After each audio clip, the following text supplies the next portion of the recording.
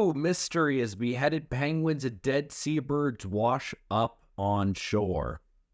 We have a hash-slinging slasher on our hands. Before we go any farther, that would be great if you could like this video. I really appreciate it. It helps with the algorithm.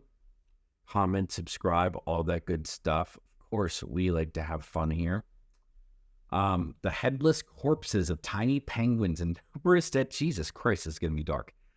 The headless corpses of tiny penguins and numerous dead seabirds have been found washed up on beaches in Australia, sparking a mystery as to who or what could be responsible. 60 little penguins, one of the small species of flightless birds, have been found on a beach in New South Wales southern coast, as well as 20 gannets. On August 15th alone, 6 of the penguins and 1 gannet were found. Well, 6, yeah. One of the 60 little penguins, are they just called little penguins? It's not something we have seen before in these numbers, Lisa Hood, coordinator of the Australian Seabird and Turtle Rescue South Coast Branch, told local news outlet ABC Australia. It's a mystery. Photo of a dead fairy penguin. Oh, okay, so they're fairy penguins. So there is a species, not just little penguins. Australasian gannets are black and white seabirds. Native to Australia and New Zealand, little penguins, also known as fairy penguins, okay, there we go, are found off the coast of Australia, tend to only grow to around 10 to 13 or 12 to 13 inches tall, and have a number of natural predators, including seals, large seabirds, land mammals, and predatory fish. Some experts think that the culprit behind these grisly findings may be hungry fur seals. Several dead gannets discovered last July were found to have been killed by fur seals. They had puncture wounds in their wings, and the bottom halves of their bodies were missing. These birds have been in immaculate condition, fit and healthy, up until the second they died. Australian Registry of Wildlife Health Manager Kerry Rose told ABC Australia. The puncture marks on the 2022 birds were then matched to the teeth of fur seals. Australian fur seals are the largest species of fur seal, bigger than their South African Cape fur seal cousins. Additionally, scientists who analyzed the body of dead little penguins found that the injuries were consistent with fur seal attacks. Seals may only eat the head because it is the most nutritious part of the animal. It's a case of looking for the best resources out of the energy they put into it. Nicholas Carlisle, Department of Environmental Senior Researcher Scientist, told ABC. But is it? I thought the liver was supposed to be. Isn't that why the orcas go after the liver? Is because the liver is always the most valuable part, like the organs are? I mean, I understand the brain has much, but that don't quite compute. Man, look at that fur seal. It looks like a dog. It looks like a little dog just swimming in the water right there. Rose suspects that local fur seals may be begun to frenzy kill. Seals eat seabirds, so I don't think that part's really unusual, Rose said. They would come up from underneath and have a munch, and they'd usually eat the whole thing and not kill more than they needed. That's the frenzy kill aspect of it. That's unusual. According to Rose, seals may have learned the behavior from others, or perhaps a single seal was responsible for all the attacks. It's happening out at sea, so we don't know who the culprit is. I thought seal right off the bat when I heard about this, but yeah, that's a bit rough. Or look at that little tiny thing. Look at that little baby.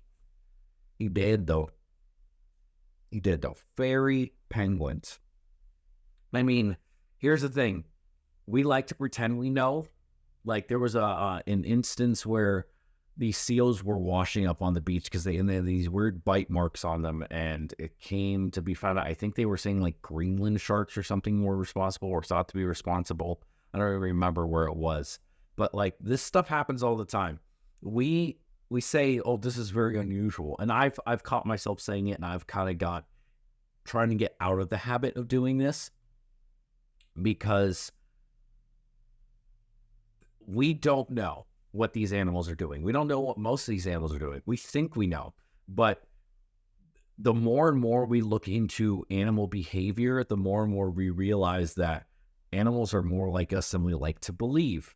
And what I mean by that is they don't all do the exact same thing every single time. Maybe I don't know how to say this other than, what if these animals also go through mental health things? Like, it's not that I'm not a believer in mental health in people. I think that people are way too soft nowadays, and everything is a mental health thing, but there are clearly people who have mental health issues. I could be depressed if I wanted to. And when I say wanted to, I mean, there are plenty of things in my life that have been way more difficult than half of the people who say they have depression. And I just go, oh, well, I need to move on because no one else is going to help me. That's my thought process. I'm able to think about it that way. Some people aren't, and I get that. What if animals are dealing with the same thing? What if animals go, you know what? Screw it. Nothing makes sense. Why am I doing this? This sucks. I'm just going to kill everything. Maybe they're like the school shooters of animals, and they have their own thing where they just want to go on a killing spree just to kill things. Seals are smart, a lot smarter than people realize. That's my only conclusion, is that we think that animals are all cut and dry because they act a certain way and they're all going to act a certain way. What if they're not? What if they're a lot smarter than we think in their own way?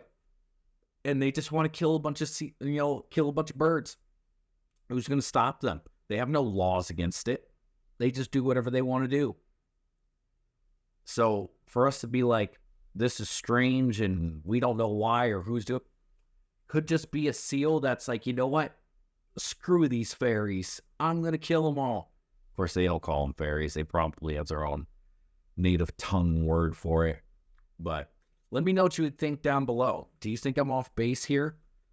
I want to think that animals have more psychology than we give them credit for. Because a lot of the people who are like, animals are their own separate thing, also are like, oh, animals are so peaceful. No, they're not. Animals are not peaceful. These people who are like, leave the animals alone. They're violent creatures. They are trying to survive just like you and me are. I'm under no illusions that a lot of animals that I think, like a crocodile, if I go up to a crocodile in the wild and it's hungry, it might want to try to eat me. It might, risk reward. Do they tend to do that? No, but some of them do. I'm not stupid. Well, I'm dumb, but I ain't stupid. Anyway, let me know what you think down below.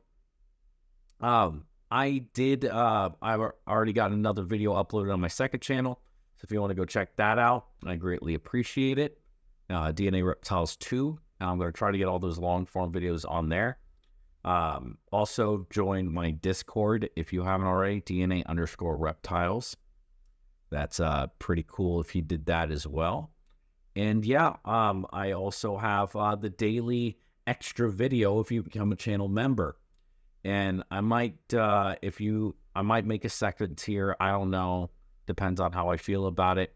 Where if you're a part of that second tier, you also get your name at the end of my videos, piled up, kind of like how people do with the Patreon thing. I don't know. I haven't decided yet. Let me know what you think about that down below. And yeah, comment your thoughts, and I'll see you on the next one. Keep it wild.